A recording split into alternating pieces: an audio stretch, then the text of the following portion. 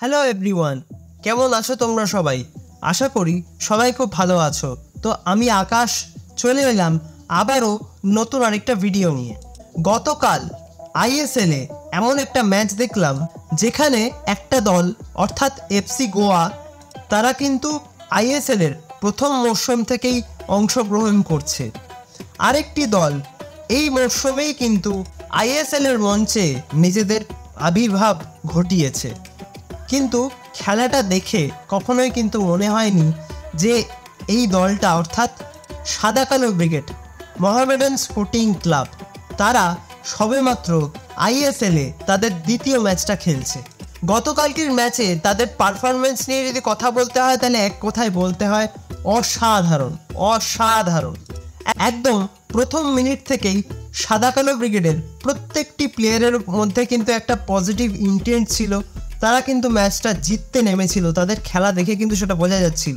Defence বলো, midfield বলো বা আপফ্রন্ট বলো, সব ক্ষেত্রেই কিন্তু এফসি গোয়াকে জাস্ট আউট প্লে করে দিয়েছে সাদা কালো ব্রিগেড। আর এই ধরনের খেলা তখনই কিন্তু খেলা সম্ভব যখন একটা দলের প্রত্যেকটা প্লেয়ারের মধ্যে একটা বন্ডিং থাকে, একটা বোঝাপড়া থাকে এবং তারা এই ম্যাচটাকে কিভাবে অ্যাপ্রোচ করবে সেটা নিয়ে একটা স্পষ্ট ধারণা থাকে। তখনই কিন্তু এই ধরনের ফ্লুয়েন্স ফুটবল খেলা সম্ভব। সাদা কালো ব্রিগেডের মাঝমাঠ এবং আপফ্রন্টের প্লেয়াররা যেভাবে একের পর এক আক্রমণ গড়ে তুলছিল এবং এফসি গোয়ার ডিফেন্ডারদের ওপর চাপ সৃষ্টি করছিল, তাতে কিন্তু আজকের ম্যাচের স্কোর লাইনটা মোটেও 1-1 হতো না। অনেক বেশি মার্জিনে আজকে কিন্তু জিততে পারত সাদা কালোর ব্রিগেড। তারা কিন্তু প্রচুর চান্স ক্রিয়েট করেছে কিন্তু সেগুলো গোলে কনভার্ট করতে পারেনি। অর্থাৎ ফাইনাল থার্ডে গিয়ে ফিনিশিংয়ের ক্ষেত্রে আজকে কিন্তু একটু সমস্যা দেখা দিয়েছে সাদা কালো ব্রিগেড স্ট্রাইকারদের জন্য। হ্যাঁ, হয়তো আজকে তারা ম্যাচটা জিততে পারতো, 3টে পয়েন্ট পেতে পারতো।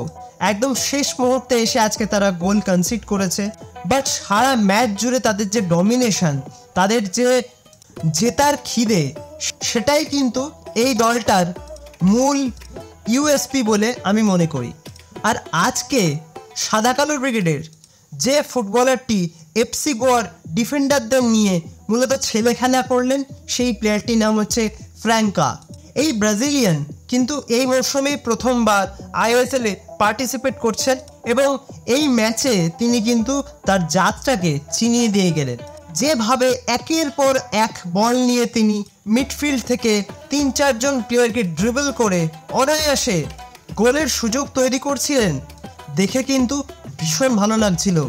প্লেয়ারটা কিন্তু যথেষ্ট কোয়ালিটিফুল একজন ফুটবলার, এটা তো এক কথায় বলাই যায়। তবে তিনি যে চান্সগুলো ক্রিয়েট করেছিলেন সেগুলো যদি ফিনিশ করতে পারতেন তাহলে হয়তো আজকে এই আইএসএলের সবচেয়ে বড় জয়টা পেয়ে যেতে পারত সাদা কালো ব্রিগেড। এফসি গোয়া তাদের মাঝমাঠে এতখানি ফ্রি স্পেস অফার করছিল যে বারবার কিন্তু সেখান থেকে অ্যালেক্সিস গোমেজ এবং ফ্রাঙ্কা এই দুজন অবলীলায় গোলের সুযোগ তৈরি করছিলেন এবং তার সাথে সাথে প্রত্যেকজন ইন্ডিয়ান ফুটবলার ইয়াংস্টাররা যেভাবে একটা টিম গেম উপহার দিল সেটা কিন্তু এক কথায় অকল্পনীয়। মাঝমাঠের দখল নিয়ে যেভাবে সাদা কালো ব্রিগেড নিজেদের আক্রমণাত্মক ফুটবলের একটা নিদর্শন আজকে রাখলো, সেটা কিন্তু এক কথায় অতুলনীয়। হ্যাঁ, আজকের ম্যাচে হয়তো তারা পয়েন্ট লস করেছে, কিন্তু টিমটার যা পারফরমেন্স, টিমটার প্রত্যেকটা প্লেয়ার যে খেলাটা খেলছে, তাতে কিন্তু আগামী দিনে আইএসএলের প্রত্যেকটা দলের কাছেই কিন্তু এই দলটা অর্থাৎ সাদা কালো ব্রিগেড একটা শক্ত প্রতিপক্ষ অবশ্যই হয়ে উঠবে। সেটা কিন্তু বলার কোনো অপেক্ষা রাখে না। আগামী ম্যাচে হয়তো তারা আজকের ম্যাচের ভুল ত্রুটিগুলো শুধরে নিয়ে আরও ভালো একটা পারফরমেন্স সমস্ত সমর্থকদের অবশ্যই উপহার দেবে এবং সেই দিনটারই কিন্তু অপেক্ষায় থাকবে সমস্ত সাদা কালো ব্রিগেডের সমর্থকরা।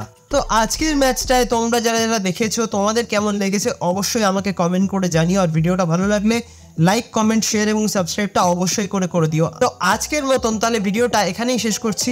দেখা হবে আবারও পরবর্তী ভিডিওতে নতুন কোনো দিন, নতুন কোনো সময়। তোমরা ভালো থেকো, সুস্থ থেকো।